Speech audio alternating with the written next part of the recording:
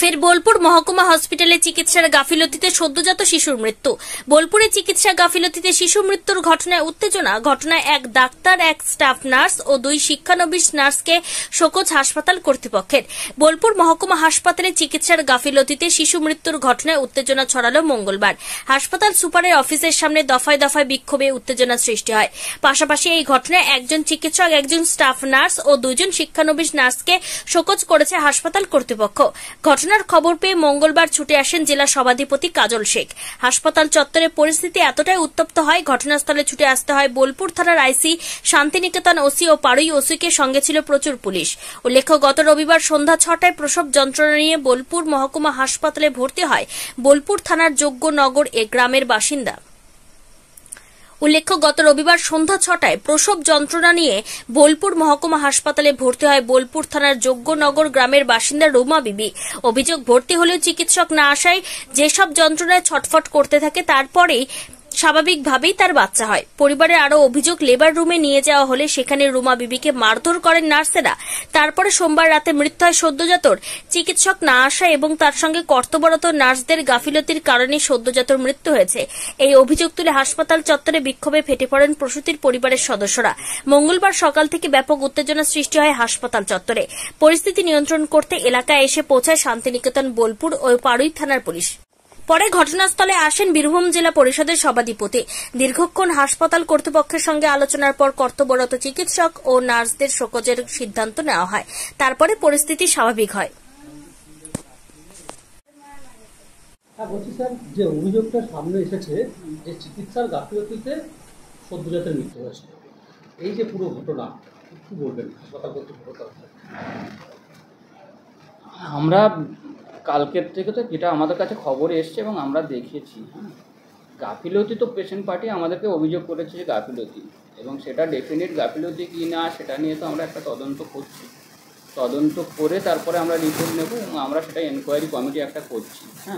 আমার কাছে যে রিপোর্ট এসছে যে বাচ্চাটা খাওয়ানোর সময় শ্বাসনালীতে দুধ গিয়ে পসিবলি মারা গেছে, সেটা তো ডেফিনিট না, রিপোর্ট এসছে। এবারে পেশেন্ট পার্টি তাদের মতো করে অভিযোগ করেছে, আমরা একটা এনকোয়ারি কমিটি করছি, করে তারপরে যা রিপোর্ট হবে আমরা পরে জানাতে পারবো। ঠিক আছে?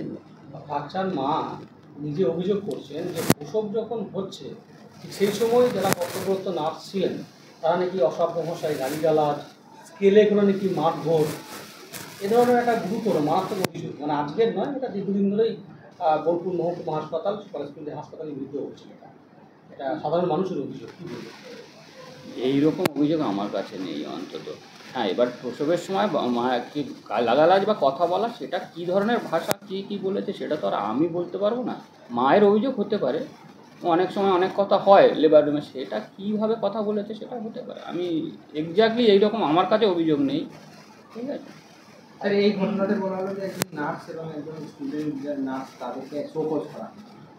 আমাদের কাছে সভাধিপতি মশাই এসেছিলেন, সভাপতি ছিলেন, ওসি ছিলেন, আইসি ছিলেন, সবাই এসেছিলেন।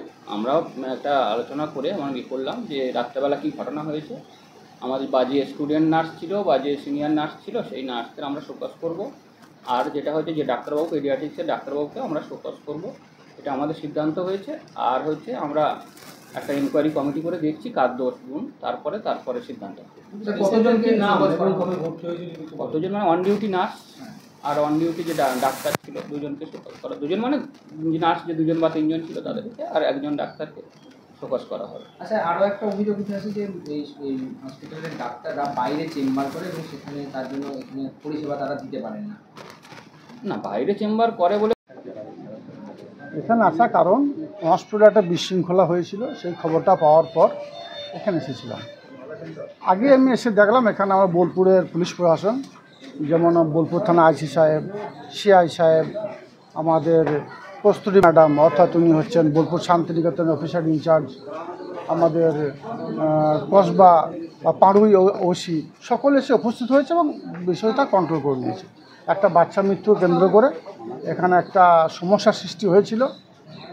এখানে 2 দিন ধরে ডাক্তার নাকি আসে নাই, বাচ্চাদের পরিবারের পক্ষে কমপ্লেন ছিল, এবং আমরা সকলে মিলিতভাবে প্রশাসনিক স্তরে, আমার বিধায়ক সাহেব আছেন, বোলপুর আমাদের পঞ্চায়েত সমিতির সভাপতি আছেন, এখানে গ্রাম পঞ্চায়েত প্রধান আছেন, সকলে মিলিতভাবে আমরা সুপার সাহেবের সঙ্গে বসলাম, একটা মিটিং করা হলো এবং সেই মিটিংয়ে এই সিদ্ধান্ত হলো যে বাচ্চাটি মারা গিয়েছে, কী জন্য মারা গিয়েছে, কেন মারা গিয়েছে, একটা উচ্চ পর্যায়ে তদন্ত হবে এবং সিও সাহেব সহ আমরা সকলে এই বিষয়টি নিয়ে আরেকবার বসবো। একটা বড় অভিযোগ এই সিয়ান মহকুমা হাসপাতালে ওঠে, সেটা হচ্ছে লেবার রুমে প্রসবের সময় নাকি নার্সরা যারা প্রসব করছেন যিনি গর্ভবতী মা তাকে মারধর করা হয়, অশ্লীল ভাষায় গালিগালাজ করা হয়। আর এই যে চিকিৎসার গাফিলতিতে এই যে রোগীর মৃত্যু বা বাচ্চাদের মৃত্যু, এটা দীর্ঘদিনের, এটা কি বলবেন আপনি?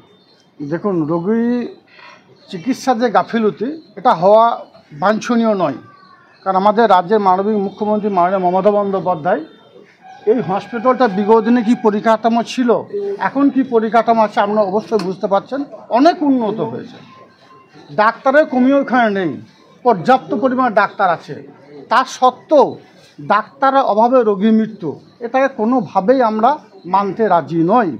যার জন্য আমরা বসেছিলাম সুপার সাহেবের সঙ্গে এবং অল্প এক থেকে এই সপ্তাহ বা তার পরের সপ্তাহের মধ্যে আমরা এখানে জরুরি একটা বৈঠক বসবো এবং প্রশাসন লেভেলের ডিএম সাহেব থেকে শুরু করে সকলে মিলিতভাবে এখানে বসবো এবং আলোচনা হবে এবং মিনিস্টার সাহেবও থাকবেন।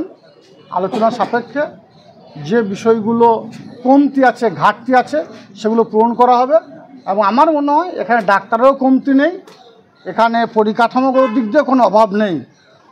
তার সত্ত্বেও রোগী মৃত্যুর কারণটা কি সেটা বসে আলাপ আলোচনার মধ্য দিয়েই আমাদেরকে বের করতে হবে। আপনার কি অভিযোগ এসছে যে সদ্যজাতটা মারা গেল, কি অভিযোগ এসছে আপনার? এখানে যে অভিযোগ এসছে, দুদিন নাকি ডাক্তারবাবু আসেননি। দ্বিতীয় অভিযোগ এসেছে সিস্টাররা ঠিকঠাক বিহেভ করেনি। এর জন্য রোগীর পরিবারের পক্ষ থেকে যে অভিযোগগুলো করা হয়েছে সে অভিযোগগুলো নিয়ে আমরা সুপার সাহেবের সঙ্গে বসলাম এবং একটা উচ্চ পর্যায়ে তদন্তের জন্য বলেছি এবং সেটা তদন্ত হবে। দাদা বলছি, দেখা যাচ্ছে